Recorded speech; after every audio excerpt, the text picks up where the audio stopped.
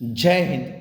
Worth नॉल्विंग channel में आप सब दोस्तों का हार्दिक स्वागत है। देखते हैं आज की वीडियो में टॉप 30 सामान्य ज्ञान के प्रश्न और उत्तर। दोस्तों आपको एक ही वीडियो में एक साथ सारे प्रश्न मिलने वाले हैं, यानी कि इतिहास, भूगोल, इकोनॉमिक्स, सामान्य ज्ञान, विज्ञान टेक्नोलॉजी, संविधान के प्रश्न, स्पोर्ट्स, कंप्यूटर, सारे प्रश्न एक साथ आपको मिलने वाले हैं। यानी कि आपकी आने वाली चाहे कोई भी कॉम्पिटिटिव एग्जाम हो तो इसके लिए आपको वीडियो बहुत बहुत यूज़फुल होने वाला है। हमारे इस वीडियो का जो आज का वीडियो का भाग है, जो टॉपिक है वो भाग नंबर 87 है। तो आप इस वीडियो को अंत तक जरूर देखना। इस वीडियो का पहला सवाल आपके सामने ये रहा, देखिए क्या है। भारत के राष्ट्रपति पर महाभियोग किसके द्वारा चलाया जा सकता है? तो वो चलाया जा सकता है संसद द्वारा। किसके द्वारा? संसद द्वारा चलाया जा सकता है। अगला सवाल, संविधान के उल्लंघन के लिए राष्ट्रपति के विरुद्ध अभियोग कार्यवाही किसमें शुरू की जा सकती है? तो वो की जा सकती है संसद के किसी भी सदन में। जो संविधान है उल्लंघन के लिए राष्ट्रपति के विरुद्ध तो अभियोग के लिए जो कार्यवाही है वो संसद के दोनों सदनों में, यानी कि संसद के किसी भी सदन में, लोकसभा में भी की जा सकती है और राज्यसभा में भी की सकती है, यानी कि संसद के किसी भी सदन में की जा सकती है। ठीक है। अगला सवाल, भारत के उपराष्ट्रपति पर अभियोग किसके द्वारा लगाया जा सकता है? तो राज्यसभा के द्वारा। किसका? राज्यसभा के द्वारा। भारत में सरकार की संसदीय प्रणाली कहाँ से ग्रहण की गई है? तो भारत में सरकार की संसदीय प्रणाली ब्रिटिश संविधान से, कहाँ से? ब्रिटिश संविधान से ग्रहण की गई है। सरकार के संसदीय रूप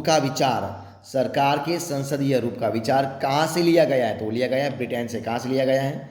तो लिया गया है ब्रिटेन से लिया गया है। भारतीय संसद के ऊपर हाउस को किस नाम से जाना जाता है? तो भारतीय संसद के ऊपर हाउस को राज्यसभा, जो उपला है अपर हाउस को, जो अपर है उसको राज्यसभा और जो नीचे का उसको लोकसभा के नाम से जाना जाता है। भारत में संसदीय ढांचे दो अस्थायी सदनों का नाम बताइए। भारत में जो संसदीय ढांचे दो है, तो एक है लोकसभा, दूसरा है विधानसभा। ठीक है, वो दो ढांचे हैं, लोकसभा और विधानसभा। राज्यसभा के सदस्य के लिए न्यूनतम आयु कितनी है? तो वह 30 वर्ष। कितनी है? न्यूनतम है 30 वर्ष। कितनी वर्ष है? 30 वर्ष आयु है। भारतीय संसद के संयुक्त सत्र की अध्यक्षता कौन करता है? तो वो करता है राज्यसभा का सभापति। कौन करता है? राज्यसभा के सभापति करते हैं। ठीक है, देखते आगे। भारत के नियंत्रक और महालेखा परीक्षक की रिपोर्ट की संवीक्षण करने वाली संसदीय समिति कौन सी है? तो समिति है लोक लेखा समिति। कौन सी है? लोक लेखा समिति है। देखिए आगे का सवाल आपके सामने ये रहा। संसद की लोक लेखा समिति का अध्यक्ष किसके द्वारा नियुक्त किया जा सकता है? तो संसद की लोक लेखा समिति का अध्यक्ष लोकसभा के अध्यक्ष द्वारा, किसके? लोकसभा के अध्यक्ष द्वारा नियुक्त किया जाता है। भारतीय संसद में लोक लेखा समिति का अध्यक्ष कौन होता है? तो भारतीय संसद में लोक लेखा समिति का अध्यक्ष होता है विपक्षी दल का नेता। कौन होता है? विपक्षी दल का नेता होता है। अगला सवाल, राज्यसभा के सदस्यों का सेवाकाल कितना होता है? तो राज्यसभा के सदस्यों का सेवाकाल कितना होता है? तो होता है 6 वर्ष के लिए। कितना होता है? 6 वर्ष के लिए होता है। राज्यसभा के सदस्यों का चुनाव कितनी अवधि के लिए किया जाता है? तो वो भी 6 वर्ष के लिए किया जा सकता है। कितना? 6 वर्ष के लिए किया जाता है। नागरिकता प्राप्त करने के लिए शर्तें निर्धारित करने वाला सक्षम निकाय कौन सा संसद है? तो वह है गृह मंत्रालय। कौन है? गृह मंत्रालय। अगला सवाल, भारतीय संघ के नए राज्य की स्वीकृति कौन देता है? तो वो देता है संसद। कौन देता है?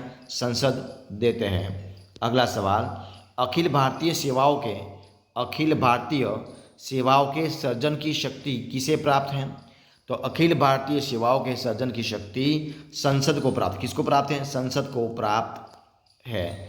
अगला सवाल, मंत्रिपरिषद सामूहिक रूप से किसके प्रति उत्तरदायी है? तो मंत्रिपरिषद सामूहिक रूप से जो लोकसभा है उस लोकसभा से उनके प्रति उत्तरदायी है। मंत्रिमंडल कौन है? मंत्रिमंडल सामूहिक रूप से किसे उत्तरदायी है? तो मंत्रिमंडल सामूहिक रूप से लोकसभा के प्रति, किसके प्रति? लोकसभा के प्रति उत्तरदायी है।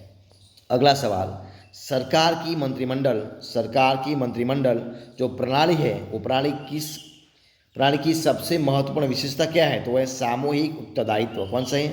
सामूहिक उत्तरदायित्व है। अगला सवाल, हरियाणा के पहले राज्यपाल कौन थे? तो हरियाणा के पहले राज्यपाल थे धर्मवीर। कौन थे? धर्मवीर थे। अगला सवाल, थल सेना दिवस कब मनाया जाता है? तो थल सेना दिवस मनाया जाता है 15 जनवरी को। किस प्रकार? 15 जनवरी के। राजस्थान के माउंट आबू स्थित दिलवाड़ा के मंदिर किस धर्म से संबंधित है? तो राजस्थान के माउंट आबू जो स्थित दिलवाड़ा के मंदिर है वो मंदिर जैन धर्म से, किससे? जैन धर्म से संबंधित है। अगला सवाल देखिए क्या सवाल है, भारत के पश्चिमी तट पर कौन सा सागर है? तो भारत के पश्चिमी तट पर अरब सागर है। कौन सा है? अरब सागर है। यूनेस्को द्वारा यूनेस्को का मुख्यालय कहाँ पर है? तो यूनेस्को का मुख्यालय है पेरिस यानी कि फ्रांस में। कहाँ पर है? पेरिस में यानी कि फ्रांस में है। विश्व व्यापार संगठन की स्थापना कब हुई थी? तो हुई थी ईस्वी सन 1995 में। कब हुई थी? ईस्वी सन 1995 में। शिक्षा की किंडरगार्टन पद्धति किसकी देन है? तो वह है फ्रोबेल की देन। किसकी है? फ्रोबेल की देन है। अगला सवाल, एनसीईआरटी की स्थापना कब हुई थी? एनसीईआरटी की स्थापना हुई थी ईस्वी सन 1961 में। कब हुई थी? ईस्वी सन 1961 में हुई थी। तानसेन किसके दरबार में संगीतज्ञ था? कौन? तो तानसेन। तो तानसेन अकबर के दरबार में संगीतज्ञ था। और इसी वीडियो का लास्ट सवाल देखिए क्या सवाल है आपके सामने, मनियारों का राजकुमार कौन? मनियारों का राजकुमार किसे कहा जाता है? तो मनियारों का राजकुमार कहा जाता है मोहम्मद बिन तुगलक को। किसको? मोहम्मद बिन तुगलक को मनियारों का राजकुमार कहा जाता है। तो दोस्तों इस प्रकार आपके सामने जो मैं डेली 30 यानी जो 30 क्वेश्चन रख रहा हूँ इसका वीडियो इधर मैं खत्म करता हूँ। अगर आपको मेरा इस वीडियो अच्छा लगे, पसंद आए, यूज़फुल लगे तो उनको लाइक कीजिए, कमेंट कीजिए, आपके दोस्तों में शेयर कर दीजिए। और लास्ट में आपने अब तक इस चैनल को यानी कि वर्थ नॉल्विंग चैनल को सब्सक्राइब नहीं किया है तो उनको सब्सक्राइब करना मत भूलें। हमारे इस वीडियो को अंत तक देखने के लिए आप सब दोस्तों का मैं दिल से बहुत बहुत धन्यवाद करता हूँ। हम लोग फिर मिलेंगे एक नए वीडियो के साथ, नए टॉपिक के साथ। तब तक बने रहे, खुश रहे। जय हिंद, जय भारत, बेस्ट ऑफ लक।